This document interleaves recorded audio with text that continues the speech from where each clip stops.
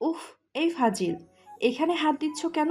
হ্যাঁ, আরে বাবা, এখানে হাত কেন দিচ্ছি আপনি বোঝেন না? তুমি যে একটা ফাজিল লুচু ছেলে, সব সময় উল্টাপাল্টা জায়গায় হাত দেওয়ার ধান্দায় থাকো। আরে বাবা, উল্টো পাল্টা জায়গায় কোথায় হাত দিলাম? এখানে হাত না দিলে আদর করব কি করে? আপনি বোঝেন না? হ্যাঁ, তোমার কাজই হচ্ছে সব সময় লুচুগিরি করা। আমি কি সেটা জানি না মনে করছো? হুম। আপনি আমাকে এভাবে বলতে পারলেন? আমি কি এতটাই বাজে যে আপনাকে কখনো টাচ করতে পারবো না? নাকি আপনার আমার ভালোবাসা চাই না? হ্যাঁ, বলতে পারলাম, কারণ তুমি একটা লুচু। আমি কি তোমার স্বভাব সম্পর্কে জানি না নাকি? অফিসের সুন্দরী কলিগগুলোকে দেখলেই তুমি তাদের গায়ের উপর ঢলে ঢলে পড়ো।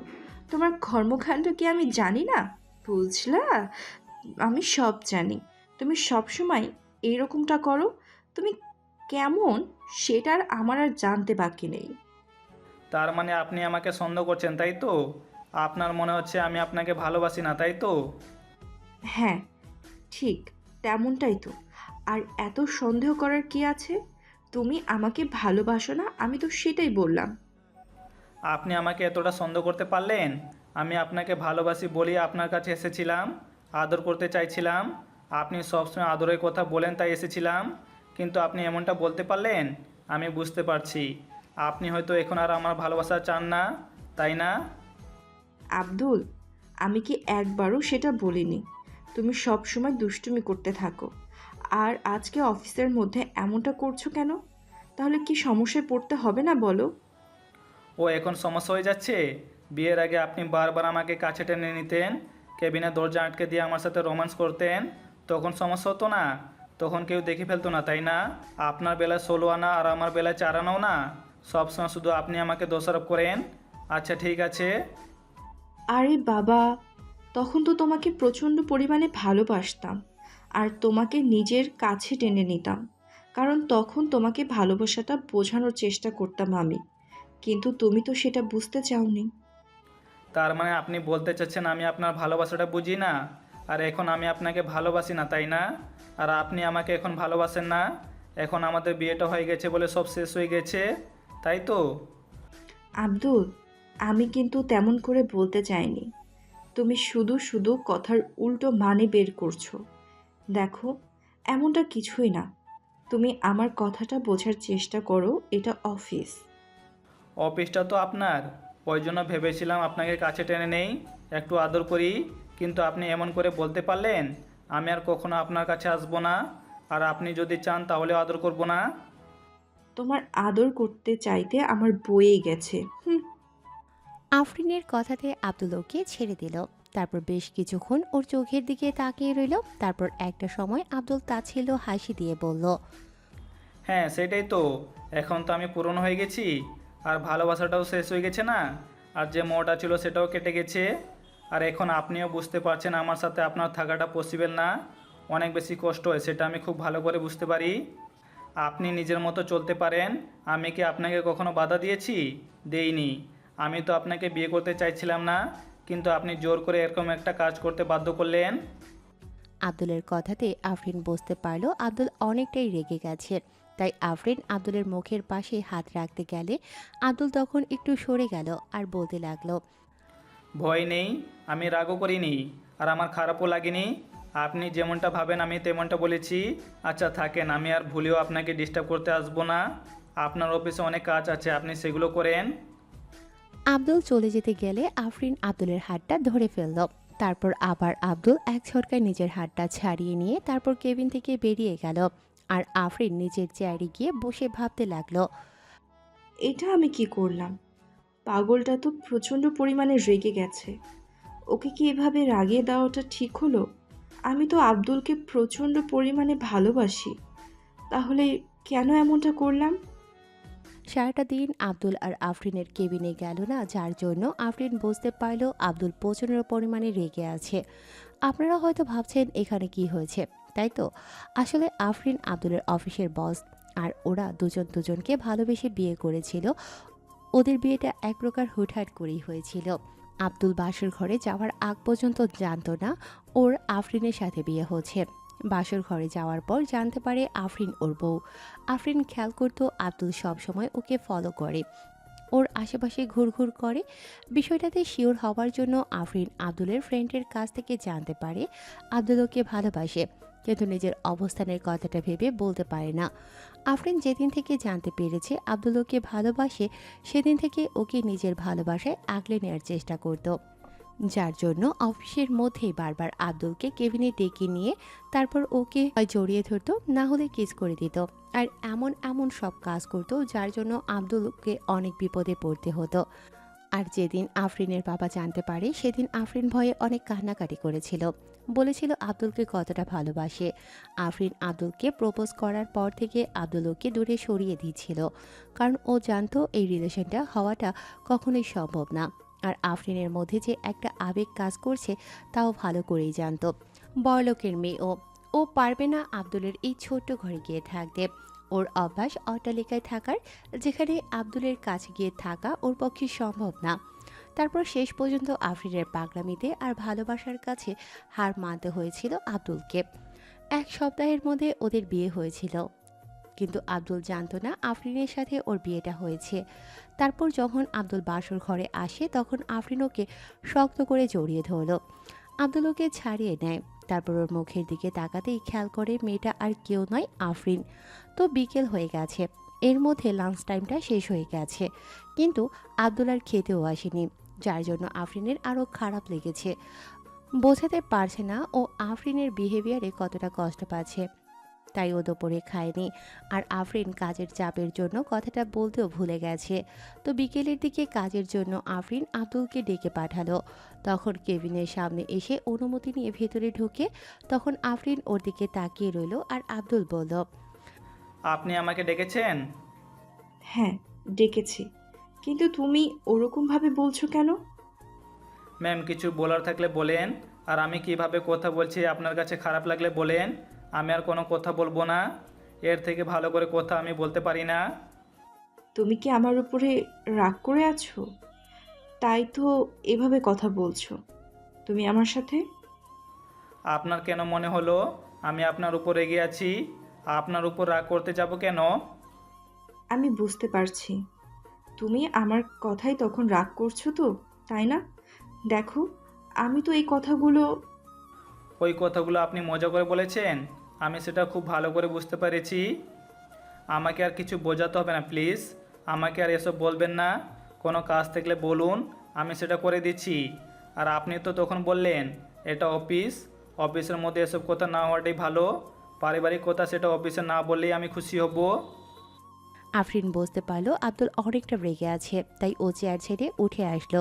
তারপর আব্দুলের সামনে আসলে ও মাথাটা নামিয়ে নিল। তখন আফরিন হঠাৎ করেই আব্দুলের সামনে এসে যখন আব্দুলের শার্টের কলারটা ধরলো, আব্দুল বুঝতে পারলো আফরিন কি করতে চাইছে, তাই জোর করে ওকে ছাড়িয়ে নিল। আফরিন বেশ অবাক হয়ে গেল আর বলতে লাগলো, কি হলো? ছাড়িয়ে নিলে যে? এখনো রাগ করে আছো আমার উপর?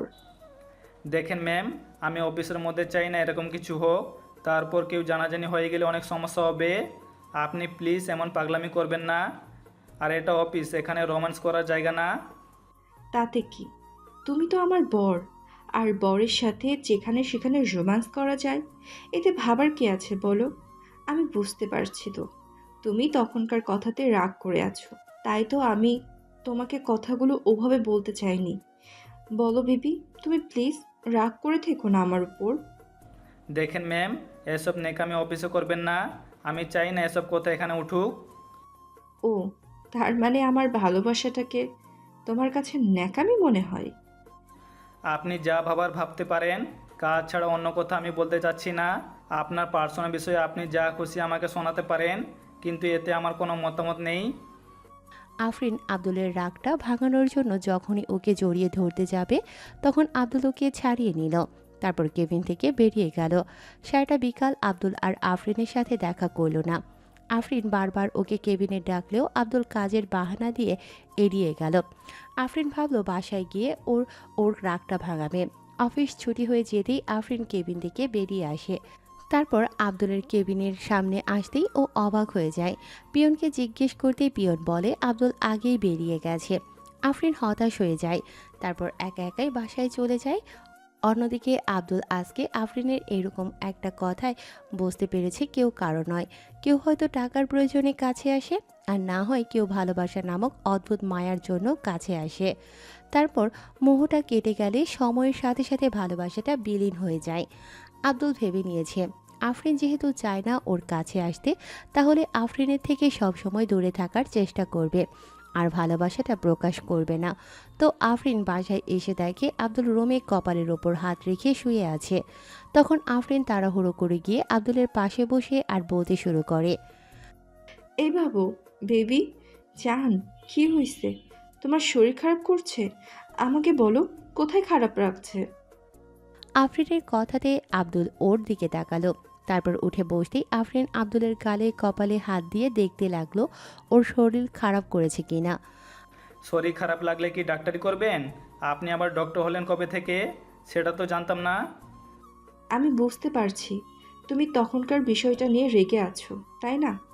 দেখো, আমি তো মজা করে বলেছিলাম, তার জন্য তুমি এমন রাগ করে থাকবে আমার উপর? আমি তো বলছি আমি এসব বিষয় নিয়ে কোনো কথা বলতে চাই না। রাগ অভিমান কার উপর করব, যেখানে নিজের উপর রাগটাকেই কন্ট্রোল করতে পারি না। আর একটা কথা কি জানেন তো, মজার ছলে হলেও মাঝে মাঝে মানুষ সত্যি কথাটাই বলে দেয়। আজকে আমি সেটা বুঝতে পেরেছি। মাতাল হলে যেমন মানুষের মধ্যে থেকে সত্য কথাগুলো বেরিয়ে আসে, তেমনি মজার ছলেও মানুষের মুখ দিয়ে কখনো কখনো সত্যিটাই বের হয়। আমাকে আর কিছু বোঝাতে হবে না। আপনি যেভাবে খুশি থাকুন, আর না চাইলে আপনি চলে যেতে পারেন। আমি আপনাকে আটকাবো না। আমি কিন্তু আপনাকে বলিনি আপনি আমার কাছে থাকেন। আমি আপনাকে বিয়েটাও করতে চাইনি, শুধুমাত্র আপনার পাগলামিতেই করতে হয়েছে। আফরিন ফ্যালফ্যাল করে ওর দিকে তাকিয়ে রইল। তখন আব্দুল ব্যালকনির দিকে চলে গেল। এর মাঝে আম্মু আফরিনকে ডাকলে আফরিন নিচে চলে গেল। আফরিন গিয়ে আম্মুর সাথে রান্না করতে লাগলো। আফরিন অনেকটা অন্যমনস্ক ছিল, তাই আম্মু বারবার জিজ্ঞেস করছিল কি হয়েছে। তারপরও আফরিনের কিছু বলতে পারছিল না। ভেবেছিল রাতে আব্দুলের সাথে কথা বলবে। তো রান্না করা শেষ হয়ে গেলে সবাই একসাথে খেতে বসলো। আব্দুল কোনো কথা না বলে খেয়ে রুমে চলে আসে। আফরিন খাবার টেবিলে সারাক্ষণ শুধু আব্দুলের মুখের দিকে তাকিয়েছিল। তারপর খাওয়া শেষ করে আফরিন আব্বু আম্মুর সাথে কিছুক্ষণ কথা বলে রুমে এসে দেখে আব্দুল বিছানার এক পাশে শুয়ে আছে। এবার আফরিন গিয়ে আব্দুলের পাশে শুয়ে পড়ে। তারপর ওকে পেছন থেকে জড়িয়ে ধরতেই আব্দুল নিজেকে ছাড়িয়ে নেয় আর আফরিন বলতে শুরু করে। কি হলো? তুমি এইভাবে ছাড়িয়ে নিলে যে? আমি বুঝতে পারছি তুমি তখনকার বিষয়টা নিয়ে রাগ করে আছো, তাই না? বাবু, একটাবার তাকাও না আমার দিকে। দেখো, আমি কথাটা তেমনভাবে বলতে চাইনি। আর তুমি অফিসের মধ্যেই মাঝে মধ্যে দুষ্টুমি করো, তার জন্য তো আমাকে অনেক বিপাকে পড়তে হয়, তাই না? কিন্তু তুমি এমন করছো কেন আমার সাথে? দেখেন, আমার এসব কথা বলতে ভালো লাগছে না। আমি চাই না এসব নিয়ে কথা বলতে। তারপরেও বারবার কেন এসব কথা বলছেন? কারণ তুমি আমার উপর প্রচণ্ড রাগ করে আছো, আর আমি মোটেও সেটা মেনে নিতে পারছি না আর সহ্য করতে পারছি না। তুমি কেন এইভাবে আমার উপরে রাগ করে থাকবে বলো? আমার রাগ করে থাকা আর না থাকাতে আপনার কিছু যায় আসে না। আপনি আমাকে ছাড়ুন। আর বলছি না এভাবে আমাকে স্পর্শ করবেন না। আপনার যা ইচ্ছা করেন, তারপর আমার সাথে এরকমটা করবেন না। এখন নাটক দেখাতে আসবেন না তো। এসব নাটক আমার অনেক দেখা হয়ে গেছে। যখন প্রয়োজন ছিল তখন কাছে এসেছিলেন, আর এখন প্রয়োজন ফুরিয়ে গেছে, টাইম পাস শেষ হয়ে গেছে, আমি পুরনো হয়ে গেছি। তাই আপনার কাছে মনে হচ্ছে আপনার অন্য কারো কাছে যাওয়া উচিত, তাই না? আব্দুলের কথাতে আফরিন ফুপিয়ে কান্না করে উঠল। তখন আব্দুল না চাইতেও ওর দিকে ঘুরল। আফরিন অসহায়ভাবে ওর দিকে তাকিয়ে আছে। দেখুন, এসব কান্নাকাটি নাটক করবেন না। আপনার এই নাটক আমি বিয়ের আগে অনেকবার দেখেছি। তখন যদি আপনাকে বিয়ে করার মতো ভুলটা না করতাম, তাহলে আজকে আমাকে এতটা কষ্ট পেতে হতো না। আপনার জন্য আমি কোনো কাজ ঠিক করে করতে পারি না। আপনি শুধু নেকামি করেন। আপনাকে বিয়ে করার পর থেকে আমি বুঝতে পারছি আপনি আমার সাথে হ্যাপি না। প্রথম কয়েকটা দিন ভালো থাকতে পারলেও এখন আমার সাথে ভালো লাগে না। বাবু, আমি না তখন তোমাকে মজা করে বলেছি, তার জন্য তুমি আমাকে এতগুলো কথা শোনাচ্ছ? আমি কি কখনো বলেছি তোমার সাথে থাকতে চাই না, যার জন্য তোমাকে কাছে টেনে নেই না? আচ্ছা রাতে তো আমি তোমাকে একটুও বারণ করি না, তাই না? তোমাকে বুকের সাথে জড়িয়ে নিই, আর তুমি আমাকে এভাবে বলতে পারলে? আব্দুল চুপচাপ আফরিনের চোখের দিকে তাকিয়ে রইল। আব্দুলকে চুপ করে থাকতেই আফরিন একটা সময় উঠে গিয়ে ব্যালকনিতে দাঁড়ালো। আব্দুল বুঝতে পারল এখন রাগ দেখানোটা বাড়াবাড়ি হয়ে গেছে। আফরিন কান্না করতে পারে না, যার জন্য ফুপিয়ে ফুপিয়ে উঠছে। আব্দুল গিয়ে আফরিনের কাঁধের ওপর হাত রাখল। সাথে সাথে আফরিন ওর কাঁধের ওপর থেকে হাত সরিয়ে দিল। তখন আব্দুল ওকে পেছন থেকে শক্ত করে জড়িয়ে ধরল। এবার আফরিন কেমন নিস্তব্ধ হয়ে যায়। তাকেও আমার দিকে, আর কখনো রাগারাগি করবো না।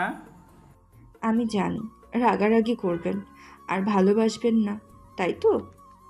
আমি কিন্তু বারণ করিনি, তাকাও আমার দিকে।